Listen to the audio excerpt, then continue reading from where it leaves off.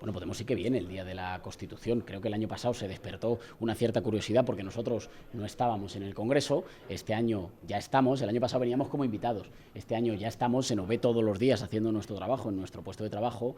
Ayer mismo yo le pude preguntar a la señora vicepresidenta del Gobierno si pensaban hacer alguna reforma para ensanchar la Constitución. Nos parecen bien los homenajes y vamos a participar, pero nos parece más importante todavía ensanchar la Constitución para asegurar los derechos sociales, para que una buena parte de los españoles que se han ido sintiendo alejados sientan que forman parte del acuerdo constitucional.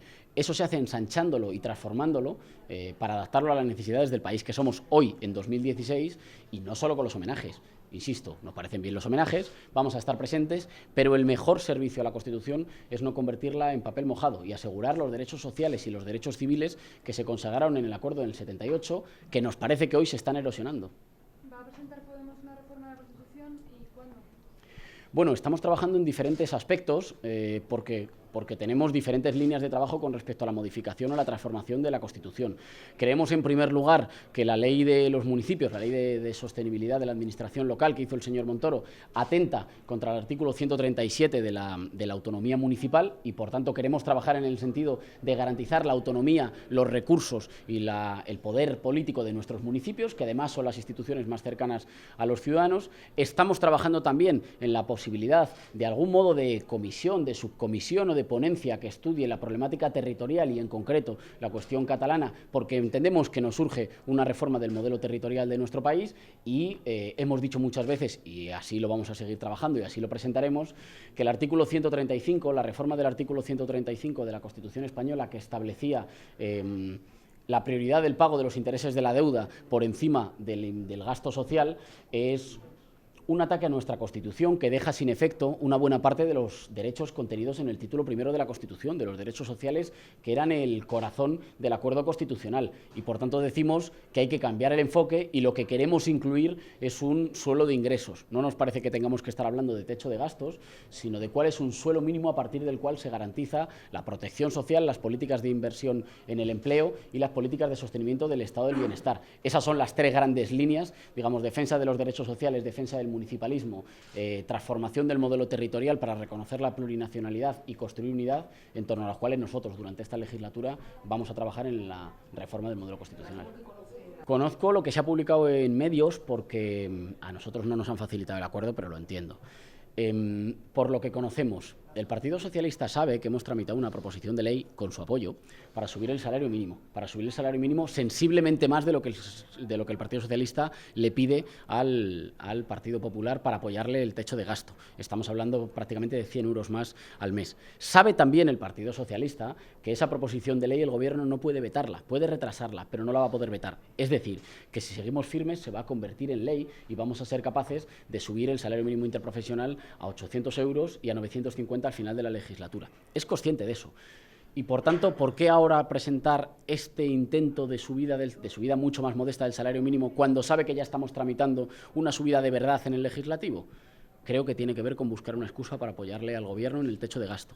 Pero es un techo de gasto que, según nos pudo decir, le pregunté yo y me lo pudo decir el señor Montoro la semana pasada en la sesión de control al Gobierno, incluye 5.000 millones de recortes, que no nos han dicho dónde lo van a sacar. Yo he escuchado al Gobierno decir que van a subir los impuestos al tabaco, al alcohol y a las bebidas azucaradas.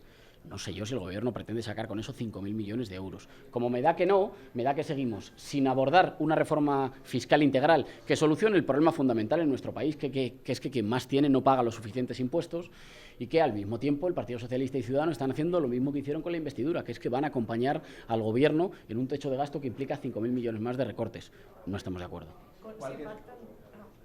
¿Cuáles creen que son las dificultades que encuentra Podemos en su trabajo diario en el grupo parlamentario y cómo se pueden mejorar? Bueno, nosotros estamos en realidad iniciando nuestro trabajo en el Parlamento. Es verdad que llevamos, siendo uno muy optimista, podría decir que llevamos 2 legislaturas, pero claro, la primera no llegó a empezar y esta acaba de comenzar. Y, por tanto, tenemos que adaptar nuestro funcionamiento al trabajo del día a día en el Congreso. Y una cosa más, lo tenemos que adaptar en una cosa que nunca se ha hecho, que es en un grupo con funcionamiento confederal, en el que dialogamos y nos ponemos de acuerdo de tú a tú con sujetos políticos como el catalán o como el gallego. Ese funcionamiento es un funcionamiento que a veces requiere más deliberación que la que admite los plazos de la institución, y estamos intentando conciliar esas dos cosas, digamos, la deliberación y el reconocimiento de que somos un grupo confederal con el funcionamiento y los ritmos de la institución.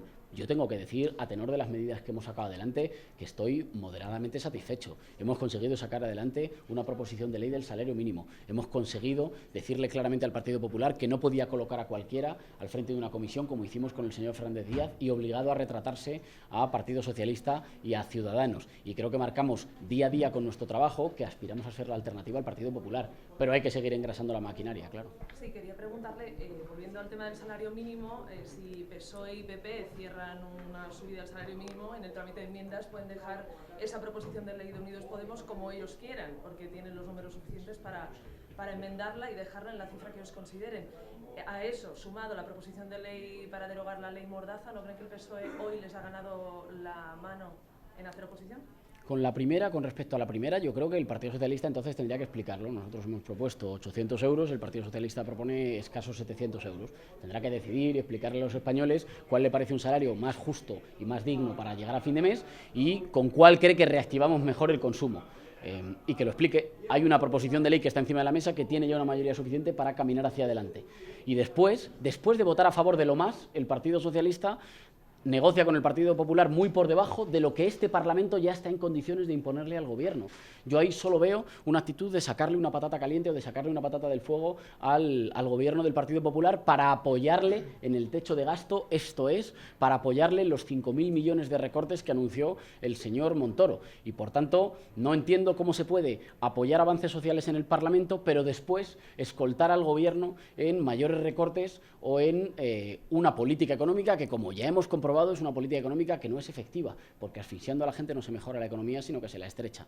Con respecto a lo de la proposición de ley de la ley Mordaza, o de derogación de la ley Mordaza, no la he visto, pero sí que he conocido que querían registrarla. Me parece una buena iniciativa. No he entendido mucho que ayer se llevara la propuesta de una moción en contra de diferentes puntos de la ley Mordaza, cuando ya hemos demostrado que tenemos mayoría en el Parlamento como para derogarla. Creo que lo pude decir el martes pasado tras la rueda de prensa en Junta de Portavoces. Si uno quiere derogar la ley Mordaza, hay un trámite que es mucho más sencillo, que es registrar una proposición de ley para derogar la ley Mordaza. Si eso es así, nosotros lo tendremos que estudiar y en principio somos favorables. Si se trata otra vez de darle vueltas para darle un poquito de barniz a una ley que Amnistía Internacional ha dicho que atenta contra los derechos civiles, nosotros no le acompañaremos. Sí a hacer oposición al Partido Popular y a levantar una alternativa al Partido Popular, no a ser la oposición soñada por el Partido Popular, que se opone sin oponerse. Muchas gracias, chicos. Estamos acabando. Es que llega tarde, solo una preguntita. Se habla en prensa hoy de cierta descoordinación en el grupo parlamentario. Me acaban de preguntar. No sé, bueno, pues perdóname que O sea, llega si te tarde. vale con el audio, si no te respondo otra vez. ¿Pablo ¿No? Iglesias también la ha preguntado? ¿El qué, perdón? La ausencia de Pablo Iglesias por el grupo parlamentario. No, eso si quieres te respondo, que eso no me he preguntado. Sí, pues eso, si no le importa. Nos coordinamos quienes llevamos el día a día, digamos, de los trabajos de coordinación más técnica y cotidiana del grupo parlamentario, y hoy el presidente de grupo no estará, pero estamos el portavoz, la portavoz adjunta, la secretaria general, digamos, estamos el grueso de quienes conformamos la dirección del grupo parlamentario y que trabajamos en el trabajo cotidiano del día a día. El presidente del grupo parlamentario no siempre se ocupa de todas las cuestiones cotidianas del grupo. ¿Nos podría explicar por qué tampoco está en la Comisión Constitucional o de Pablo Iglesias? Si lo conoce. Lo desconocía que no estuviera en la Comisión Constitucional.